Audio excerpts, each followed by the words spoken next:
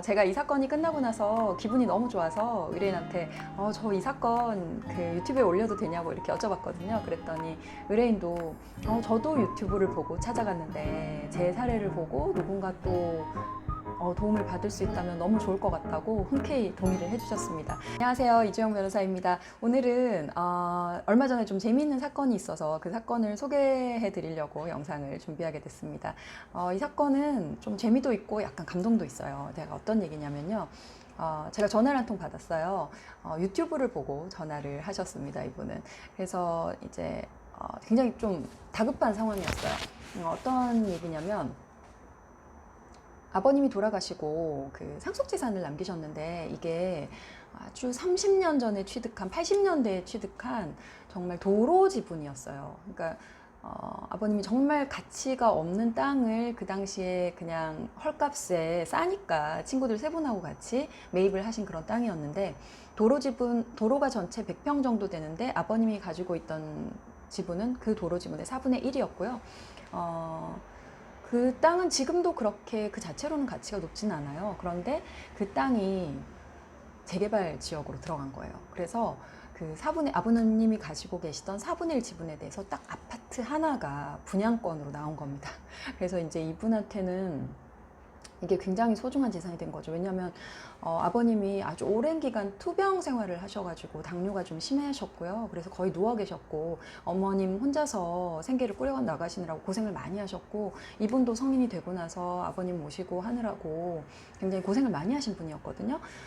근데 이제 그리고 지금은 그 아버님 돌아가시고 나서 어머니하고 같이 임대 아파트에 지내고 계셨는데, 새 아파트를 받을 수 있는 땅이 된 거니까 얼마나 소중한 재산이에요.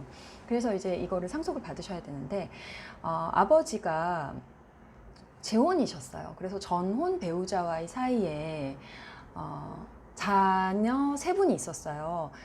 세 분 다 딸이었는데, 이분한테는 이제 큰 누나, 작은 누나, 셋째 누나 이렇게 계셨고요. 사실 이분들은 성인이 될 때까지 그 새어머니, 즉 저희 의뢰인의 어머니와 같이 생활을 하시긴 하셨지만, 성인이 되고 나서는 모두 집을 떠나셨고, 큰 누나 같은 경우에는 미국 시민권자가 됐고, 그다음 둘째 누나 같은 경우에는 영주권자가 되어 있었고, 이거는 이제 오랫동안 연락을 하지 않다가 상속 문제 때문에 연락을 해서 알게 된 거예요. 큰 누나는 시민권자, 그리고 둘째 누나는 재외국민, 그리고 셋째 누나는 안타깝게도 교도소에서 수감 중이셨어요.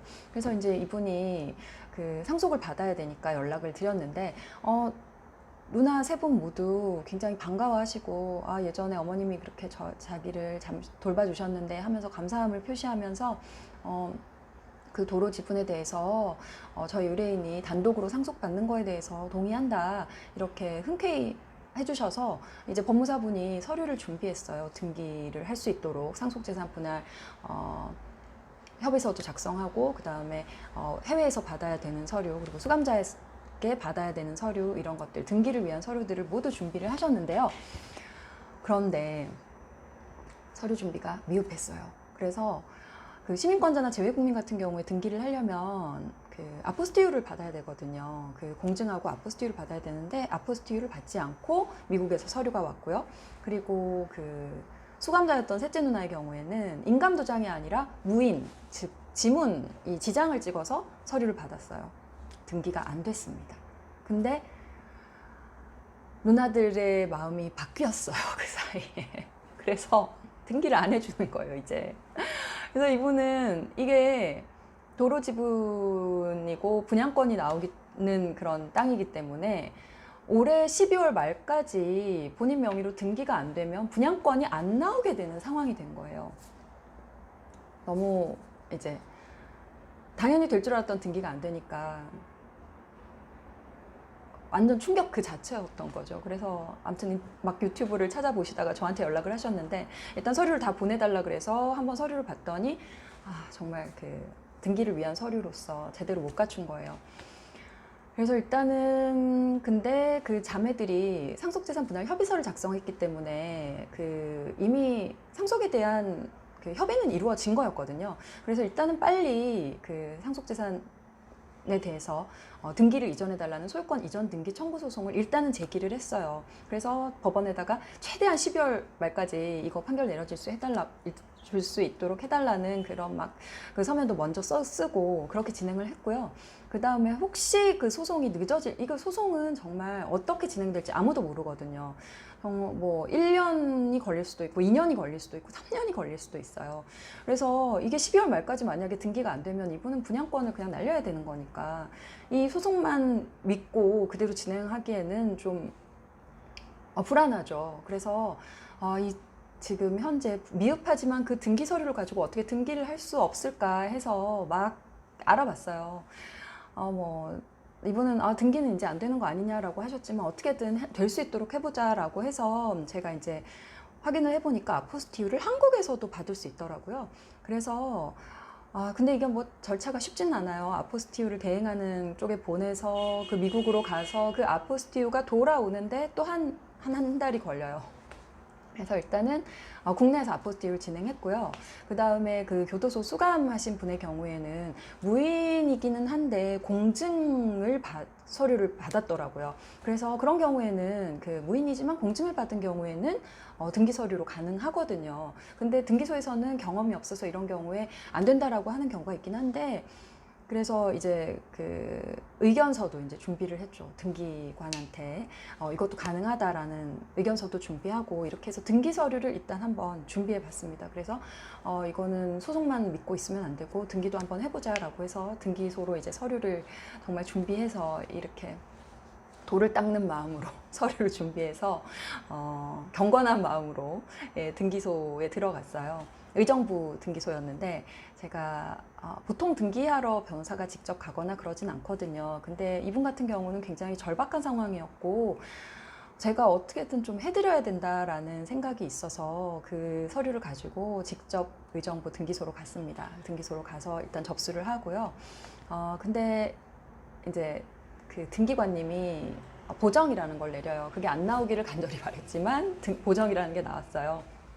그 보정에 보니까 뭐 이제 그 아포스티유는 받았기 때문에 이제 외국 서류는 됐고요. 그 다음에 그 수감자의 경우에 무인 부분에 대해서 이거는 안 되는 거 아니냐라고 하시더라고요. 근데 이제 제가 의견서 준비하고 가서 한 번 더 갔어요. 등기소를. 의견서를 막 써가지고 이것도 되는 거다. 그래서 의견서도 준비하고 그 다음에 그 의뢰인한테 전화해서 혹시 인감도장, 셋째 누나의 인감도장을 받을 수 있으면 정말 좋을 것 같다. 그럼 확실하게 될 수 있다라고 말씀을 드렸더니 그 의뢰인분도 정말 적극적인 분이셨거든요. 막 그날 밤에 아버님의 전 배우자, 즉 셋째 누나 어머니죠. 어머니한테 어떻게 연락이 돼가지고 그분이 강원도 문막 쪽에 사셨는데 거기를 밤에 막 자동차를 운전해서 달려가서 인감도장을 또 받아오셨어요.